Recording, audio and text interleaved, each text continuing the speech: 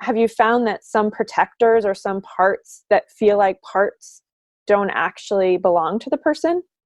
Yeah. This is something I don't talk about all the time. Yeah.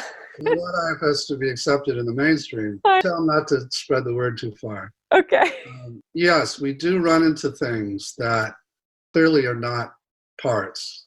And when approached, we'll acknowledge that they don't belong inside the person, that they might say they belong in there, but they aren't native to the person.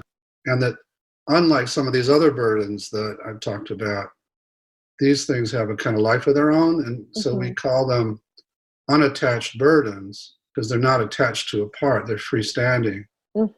And they're often very nasty. They just want to do damage, either to damage the person or to make the person hurt others. And other systems, as you know, I looked into that because I had no clue about what these were initially. Right.